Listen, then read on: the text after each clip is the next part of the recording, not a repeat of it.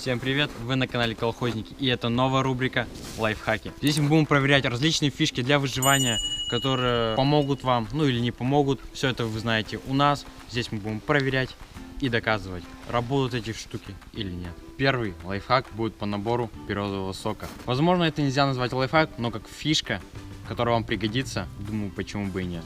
В интернете я увидел способ, который поможет вам добыть березовый сок.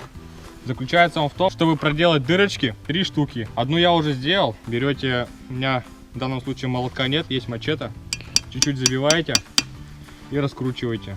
Еще чуть-чуть забиваете и раскручиваете. Как вы можете заметить, сок уже побежал, вся береза сырая. Дальше проделываем второе отверстие.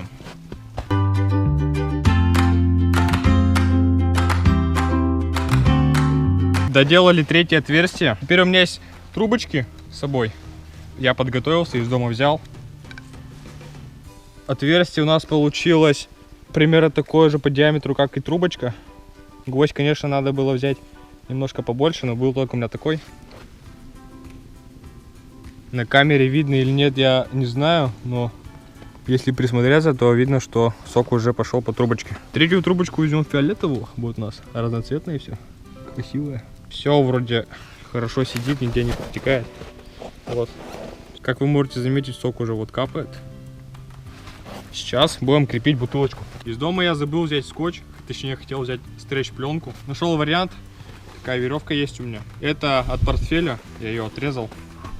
Она мне не нужна. Как вы можете заметить, длины веревки не хватает, поэтому нашел я палку. Наконец-то я смог привязать эту веревку. Трубочки надо все направить в бутылку. Вот. Думаю, через час половинка уже должна набежать, и мы уже испробуем вкус березового сока. Ни в коем случае не нанесите большой ущерб березе. Не надо делать зарубы на березе. Если вы пробили отверстия, обязательно надо замазать их землей или глиной. Это потом зарастет, и березе уже будет дальше комфортно расти. Вы пришли в лес, вам необходимо где-то сидеть. И если вам посчастливилось найти засидку, то можно взять доску и положить ее на какие-то, может, небольшие бревнышки или избитые тюльки. Но мы нашли поленья, потому что, скорее всего, здесь было место охотников, и они разводили здесь костер и положили доску на эти самые поленья. И можно сидеть. Если доска сырая, то вы можете укрыть ее мешком. Мешок тоже был в засидке, потому что охотники люди не глупые и тоже укрывают ей засидку. Вы замерзли, вам нужно согреться, приготовить кушать, скипятить воду. А что же нужно для костра? Спички, можно зажигалку, также сухие листья, бересту и сухие желательно дрова. Так вот, приступим.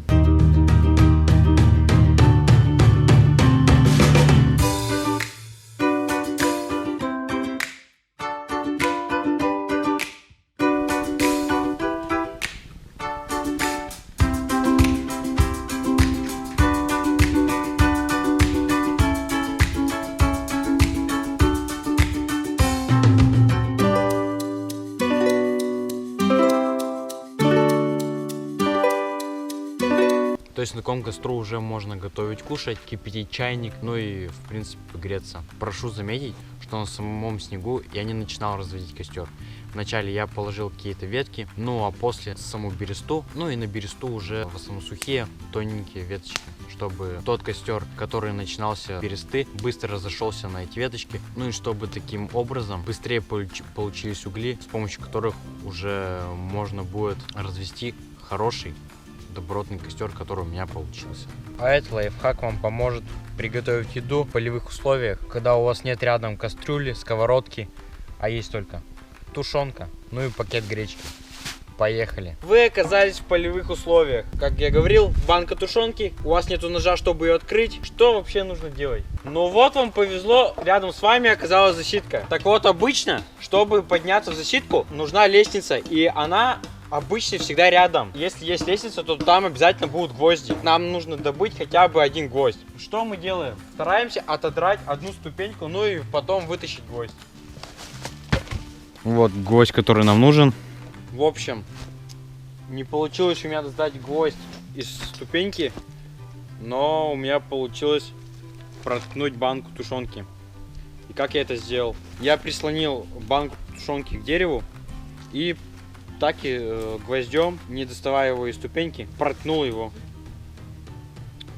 Я думаю, сейчас также продолжу прокалывать по кругу, ну и постараюсь открыть. Вот и наконец-то получилось открыть тушенку. Открыть с помощью гвоздя, ну и ступеньки. Конечно, это выглядит не очень красиво, но зато уже можно идти и готовить на костре. Пока открывали тушенку, костер уже перестал гореть. Пока ставим греться тушенку на угли, пойдем с дровами и дадим костру вторую жизнь. Тушенка разогрелась. Сейчас все выложим в тарелку. В эту же банку положим гречку. Добавили в эту же жестяную банку воды. Если у вас не было воды, значит просто растопите там снег. Потом туда добавьте гречки. Ну, естественно, смешайте с тушенкой. Если вы потерялись в лесу и уже темнеет, то надо подумать о ночлеге. Спать, конечно же, на земле это вообще не вариант. Можно засадить себе все. Тем более еще снег. Рассмотрим вариант ночлега на возвышенности. Построим кровать. Возьмем 2 жерди. Желательно, чтобы не выдержали наш вес. А то ночью вы можете упасть прямо на землю и отбить себе все. Чтобы найти жерди подходящей длины, измеряем длину шагами.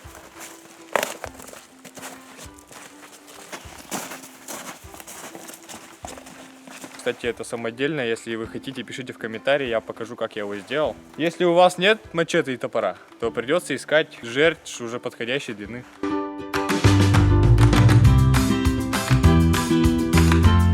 Отрубил жердь подходящей длины. Сейчас ее очистим и будем искать еще одну жердь.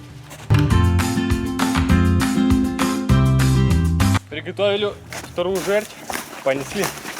Стал вопрос, как закрепить жердь на деревья. Возьмем палки, конечно, не такие, я просто сейчас на примере вам покажу. Упираем в землю, чуть-чуть можно даже вот копать. Упираем в березу, жердь берем и будем класть вот ее так вот. С другой стороны также сделаем. Ну и жердь уже в подвешенном состоянии. Также поступаем со второй жердью. Такой длины опоры, думаю, достаточно. Одна у меня уже готова есть. Отмеряем.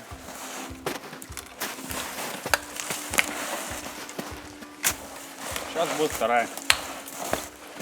Жерди мы положили. Они вот, как можно заметить, укатываются. Поэтому их надо как-то вместе скрепить, связать чем-то. У меня есть ремень. Берем его. Если же до дырочки не достает, придется делать отверстие вручную, но это не проблема. Как вы можете заметить, теперь они, конечно, ходят, но уже не упадут, ремень не даст им. Жерди скреплены, теперь надо положить перегородки. Просто возьмем палочки, положим их так, и сверху положим лапник. Спустя минут 10 получилась такая картина. Перегородки немного гнилые, но вместе они сила. Набрал лапник, думаю, достаточно. Сейчас уложу его и можно будет забираться.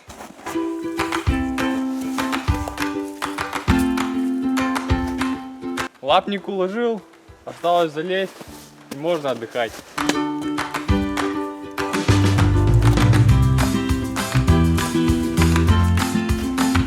Делаю я это в первый раз. Может, что-то сделал неправильно. Кстати, довольно-таки мягко. Я думал, будет твердо. Устроил такую лежанку, отдыхать прям самое то. Ну и спать это уже точно не на снегу, это будет намного теплее. А если пойдет дождь или снег, нужно будет взять то же самое и сделать сверху. У нас сегодня ясная погода, поэтому я это делать не буду. Вот и подошла к концу первая серия проверки наших лайфхаков. Если вам понравилось видео, где мы проверяли лайфхаки, обязательно ставьте лайки. Пишите свое мнение внизу в комментариях, жмите на колокольчик, чтобы не пропускать наши новые видео, и подписывайтесь на канал. Также не забывайте про наш инстаграм и группу во ВКонтакте. Они находятся в описании. Всем пока.